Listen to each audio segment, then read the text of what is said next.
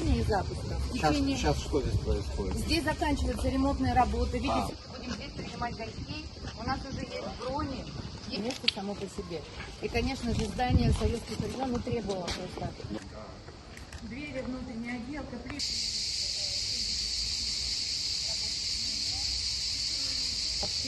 Есть брони. Как видите, у нас осталось только установить мебель. Сейчас идет сборка мебели. Все ремонтные работы и внутренняя отделка полностью закончены.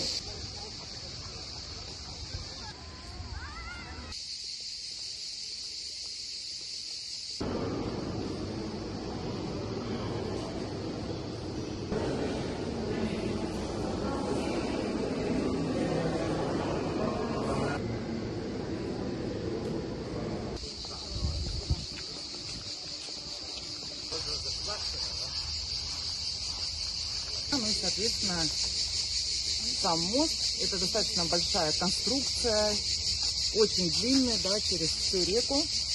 И на оборотную сторону он выходит двумя крыльями, чтобы захватить максимально большое количество людей. Огромный поток. Длина моста какая?